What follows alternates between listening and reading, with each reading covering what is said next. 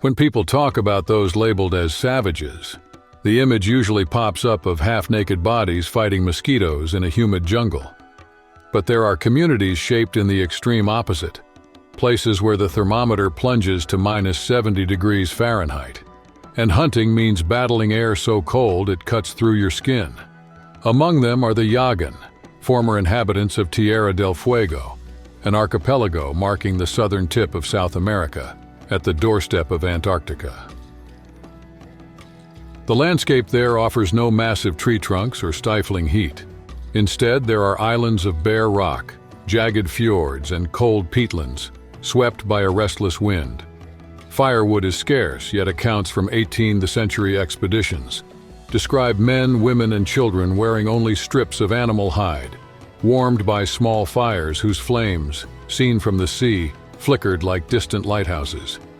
Georg Forster, a naturalist who traveled with James Cook, noted his astonishment upon seeing children sleeping on wet stones without showing any discomfort. The key to this resilience wasn't just physical toughness, but strategy. Huts, canoes, and clothes were made from branches, bark, and animal skins, light enough to carry from one cove to another, following seals, tides, and shelter from sudden storms. Each bend in the channels told stories of risky crossings, ritual exchanges, and family alliances that wove the archipelago into a living web. By mastering this icy chessboard, the Yagan built a subtle power that would soon cross imperial borders and influence decisions far beyond the end of the world. At the very southern edge of the planet, where icy currents dominate the horizon, lived a people almost invisible to science, the Yagans. For centuries, their harsh daily life escaped the explorers' attention until isolated accounts finally drew some interest. The Russian Otto von Kotzebue even suggested that this community had once lived even farther south, slowly retreating after conflicts with neighboring tribes, a theory that still sparks debate. When the Yagans were finally observed closely, there were plenty of surprises. At first glance, a Yagan might resemble Amazonian groups, but their bodies told a different story. Their skin held an extra layer of fat, crucial for enduring temperatures usually below freezing. The stronger individuals made it to the next season more often, a clear sign that natural selection had refined the human form to match that unforgiving landscape. Anthropologist Stanislav Drobowski identified another advantage: blood vessels positioned deeper within the body, a strategy to retain heat and protect vital organs from the icy sea air of the Beagle Channel. Together, these genetic adaptations made the archipelago a viable home. Mentioning peoples from extreme latitudes often makes people think about the so-called Eskimos. They stretch from Greenland to Alaska and belong to the group known as Arctic Mongoloids. The word Eskimo, derived from Eskimon, meaning one who eats raw fish, still survives in parts of Chukotka and Alaska, but among themselves they prefer Yupik, a term that simply means real people. About 170,000 Eskimos live in the Arctic. Most are in Greenland and Alaska, and only 1,500 still hang on in Russia's Far East. These numbers are impressive, but what really stands out is how these people preserve their traditions in a place where the cold is in charge of everything. Daily life feels like one big, permanent camping trip. Several families share the same shelter, forming tight bonds and a sense of belonging that's rare in cities. At night, the couple with children sleeps in the middle. Single relatives stay around the edges, creating a ring that protects against the wind and symbolizes unity. Marriage is usually monogamous, but sometimes a man may have two wives. Still, splitting up is rare. Collective harmony matters more than individual desires. Cooperation goes beyond sharing a roof. Hunting is done as a group, and everything, meat, fat, skins, is distributed according to each family's needs. Before building a home, the future resident checks with the community, practicing a democracy without paperwork.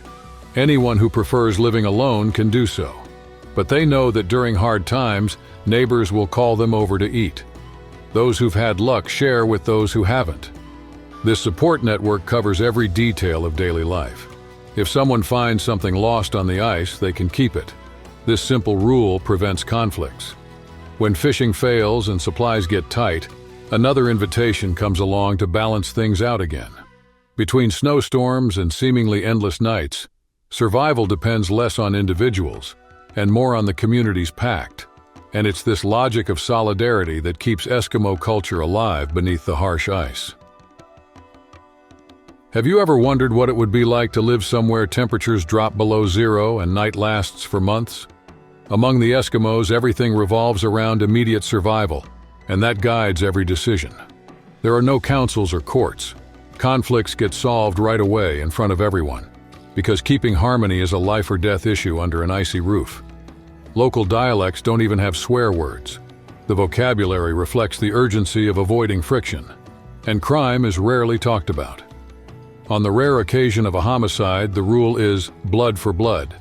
The victim's family applies punishment, and resentment dies right there.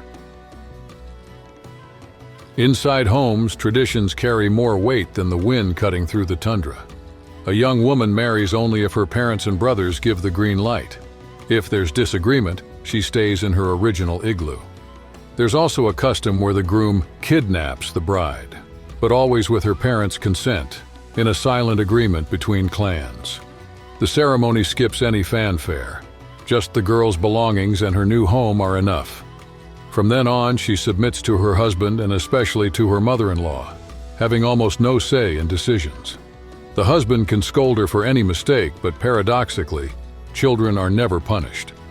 The past of reindeer herders recalls constant battles against cold and hunger. Dangerous hunts took many men's lives, pushing women into family leadership roles. Even today, this heritage means elders have the final word, even if younger generations occasionally disagree. Up above the Arctic Circle, every wrong step comes with a high cost. There, laziness, carelessness, or vanity aren't just flaws. They become real threats. Cooperation, therefore, isn't just an ideal. It's the bridge connecting individuals to the next sunrise. Have you ever thought about living where the thermometer stays below zero for months at a time? Among pines and ice, the Athabascans have learned how. Their semi-underground houses act like earth jackets, keeping heat in during winter and providing relief in summer. By the fireplace, stories explain why the raven holds wisdom and the coyote has cunning. At farewells, fire frees the soul. At birth, a secret name seals a bond with a guardian spirit. Their cautiousness around strangers isn't about pride, but memories of epidemics that nearly wiped out the group. Even today, hunters track caribou using techniques passed down by elders who read footprints like pages in a book, reinforcing that survival is collective. But the Athabascans aren't alone in this dance with the cold. Far to the northeast in Nunavut, almost 64,000 Inuit turned fjords into a laboratory.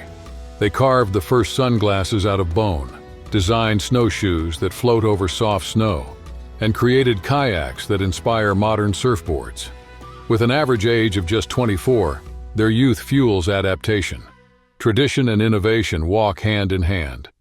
Each artifact emerges from an ongoing dialogue with the freezing wind. Where visitors see desolation, they find resources. Their rituals strengthen bonds and remind them that life in the Arctic is about community. To these peoples, ice is a resource, not an obstacle. In Cape Dorset, remote Nunavut, lives a people who carve the cold into stone. The Inuit transform soapstone into sculptures that seem to breathe. Their works travel the world but are born on the edge of the ice. They weave caribou fibers into silent cloaks and lead choruses of deep voices in throat singing. Stacked Inuksuk watch over invisible roots across the ice. The Inuktitut language flows through 5 dialects and 2 alphabets, Latin and syllabic, like parallel trails on the tundra. Sleds pulled by Kimmick dogs, now endangered, cut through the wind. Hunting has no season. Wolves, polar bears, seals, walruses, reindeer, and even whales feed both bodies and legends. Dried reindeer meat, raw seal brains, and caribou liver seal ancient bonds. At the other end of the Arctic, in the forests of Norway, Finland, and Sweden, echoes the path of the Sami. For centuries, they were called Lapps, a name that gave birth to Lapland and was repeated by Vikings and Russians. But they defy simple definitions. Their origins remain a mystery. They fished, hunted, and gathered long before roads, but were pushed north by Slavic and Finno-Ugric peoples. The harsh climate grew harsher when traders swapped pelts for cheap alcohol, sparking a cycle of dependency that weakened villages. Driven from ancestral lands, they faced Swedish and Norwegian assimilation policies designed to erase their identity, almost a Swedification. Still, they held on to reindeer herding, the joik singing that makes voices dance over snow, and the certainty that resisting is also a way of life. Anyone who listens to these stories feels that each gust brings new pages, and the wind still blows. To claim a piece of the land that had always been theirs, the Sami were forced to change their own names and speak Norwegian. In Finland, the process was less violent, but it still eroded their language and weakened the traditions of a people spread across 3 Nordic countries. Yet they persist. They build bilingual schools, herd reindeer according to ancestral calendars, and use the internet to teach joik singing to children who've never set foot on the tundra.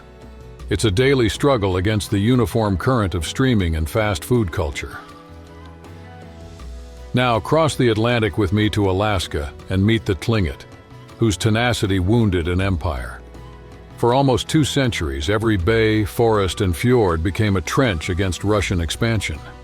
Chronicles describe warriors able to swim in freezing water, as if it were part of their bodies. Initially, they sought peaceful trade, but abuses by czarist merchants and unfair taxes lit the fuse. The war from 1802 to 1805 was just the bloodiest chapter of a resistance that, ambush after ambush, drained the finances of the Russian-American company.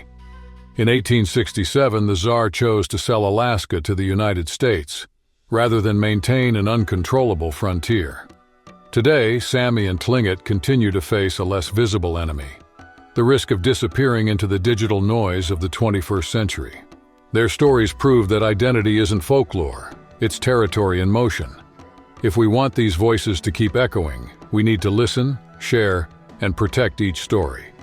When the last song falls silent, it isn't just one group that disappears. We all lose a fragment of what it means to be human. See you soon.